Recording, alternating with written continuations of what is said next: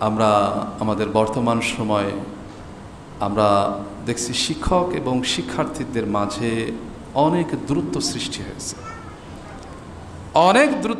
হয়েছে। এই দূরত্ব সৃষ্টি হওয়ার কারণ রয়ে গিয়েছে অনেকটাই। তার মধ্যে থেকে একটা অন্যতম কারণ হলো নৈতিকতা হারিয়ে ফেলা। অনেক শিক্ষকই তার নৈতিকতা হারিয়ে ফেলেছেন। অনেক শিক্ষার্থী তার থেকে নৈতিকতার শিক্ষা গ্রহণ করতে ব্যর্থ হয়েছে, যার কারণে আমরা অনেক সময় দেখি অন্তর্বর্তীকালীন সরকারের উপদেষ্টায় কোনো শিক্ষক স্থান পেয়ে যায়। আবার কখনো কখনো দেখেছি যে কোনো শিক্ষক তাকে পদত্যাগ করতে বাধ্য করা হয়। আবার অনেক সময় দেখেছি শিক্ষক তিনি ছাত্রদের জন্য জীবন দিচ্ছেন। আবার অনেক ক্ষেত্রে দেখা যাচ্ছে যে শিক্ষককে হত্যা করার জন্য ছাত্ররাই জীবন দিচ্ছে। নৈতিকতায় এক জরাজীর্ণ অবস্থায় রয়েছে। আর নৈতিকতায় কোনো শিক্ষক জরাজীর্ণ হতদরিদ্র থাকলেও তিনি নৈতিকতা ধরে রেখেছেন। তাকে শিক্ষার্থীরা মন দিয়ে প্রাণ দিয়ে ভালোবাসেন। অপরদিকে দেখা যায় যে নৈতিকতা বর্জন করে কোনো শিক্ষক অঢেল সম্পদ উপার্জন করেছেন, অন্যায় কাজে লিপ্ত রয়েছেন এবং তিনি ধিক্কার ঘৃণার পাত্র হয়েছেন। অনেক শিক্ষককে দেখা গিয়েছে যে অন্যায়ের প্রতিবাদ তিনি করেন, তাতে তার জেল হয়েছে, তাতে তার চাকরি চলে গিয়েছে, কিন্তু শিক্ষার্থীর মন থেকে হৃদয় থেকে তার শ্রদ্ধা ভালোবাসা কিন্তু যায়নি। অপরদিকে চাটুকার, অপরদিকে অবৈধ সম্পদের পাহাড় গড়ে কোনো শিক্ষক তারা দাম্ভিকতা দেখিয়েছেন, তাদের পরিণতিও আমরা দেখেছি। তবে মূলত উচিত ছিল ছাত্র শিক্ষকের মধ্যে যেই মধুর সম্পর্কটা, সেই সম্পর্কটা থাকা। আজ সেই সম্পর্কটা নষ্ট হয়ে গিয়েছে। ছাত্র এবং শিক্ষকের মাঝে বাবা এবং পুত্র এরকম একটা সম্পর্ক থাকার কথা ছিল, সেই সম্পর্কটা নেই। শিক্ষক তার শ্রদ্ধা তিনি হারিয়ে ফেলেছেন, মর্যাদা তিনি হারিয়ে ফেলেছেন নৈতিকতার অবক্ষয়ে।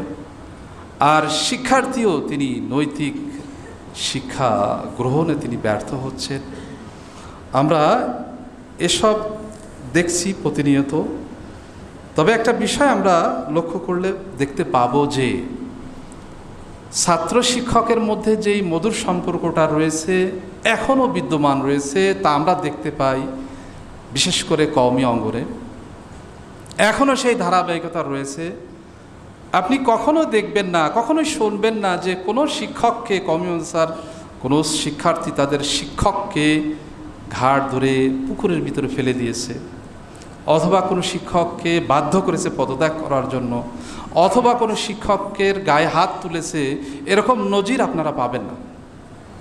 কারণ ওই কওমি মাদ্রাসার শিক্ষক এবং শিক্ষার্থীরা তারা তাদের নৈতিকতা এখনও ধরে রেখেছে।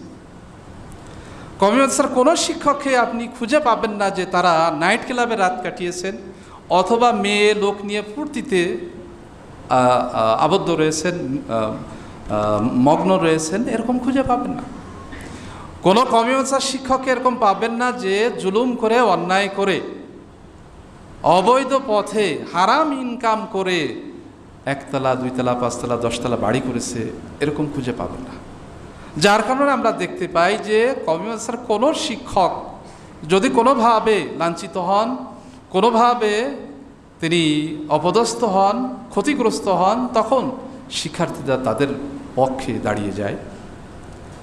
অপরদিকে আমরা অন্যদিকে যদি তাকাই, তাহলে আমরা দেখছি যে কোনো শিক্ষককে ক্রিকেটের স্টাম্প দিয়ে মেরে তাকে হত্যা করা হয়েছে, কোনো শিক্ষককে পুকুরের ভিতর ফেলে দেওয়া হয়েছে, কোনো শিক্ষককে হত্যা করা হয়েছে, কোনো শিক্ষককে জুতার মালা পরানো হয়েছে, কোনো শিক্ষককে লাঞ্ছিত করা হয়েছে, অপমানিত করা হয়েছে। এটার কারণ ওই শিক্ষক তার নৈতিকতা হারিয়ে ফেলেছেন, শিক্ষার্থীরাও নৈতিকতা অর্জনে ব্যর্থ হয়েছেন। আমরা অনুরোধ করতে পারি যে দেখেন, শিক্ষক এবং শিক্ষার্থী এটা আমাদের দেশের জন্য, যে কোনো দেশের জন্য একটা বড় মহামূল্যবান সম্পদ। এই সম্পদকে নষ্ট করা যাবে না। আসুন আমরা শিক্ষক এবং শিক্ষার্থী যারা আছি আমরা আমরা নতুন করে আমাদের দেশকে গড়ি এবং শিক্ষাক্ষেত্রে শুধু নয় সকল ক্ষেত্রেই আমরা যেন আদর্শ গ্রহণ করে আদর্শবান হতে পারি। আর আদর্শ শিক্ষক শিক্ষার্থী হতে গেলে প্রথম যে কাজটা করতে হবে সেই কাজটা আমি প্রথমে যেই কথাগুলো বলে এসেছি, আদর্শ যার গ্রহণ করা যেতে পারে তিনি হলেন কে কে মুহাম্মাদুর রাসূলুল্লাহ সাল্লাল্লাহু আলাইহি ওয়াসাল্লাম। প্রতিটা ক্ষেত্রে যদি আমি শিক্ষার্থী এবং শিক্ষক রাসূল সাল্লাল্লাহু আলাইহি ওয়াসাল্লামের আদর্শ গ্রহণ করতে পারি, তাহলে আমি আমার যে অবস্থানে আছি সেই অবস্থানে আমি আমার মর্যাদা, স্নেহ, ভালোবাসা পাব।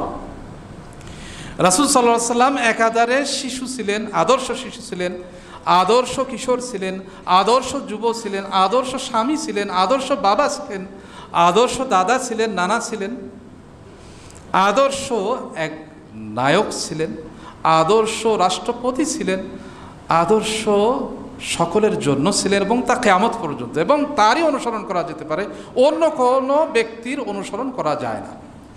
অন্য কোনো ব্যক্তির অনুসরণ যদি করি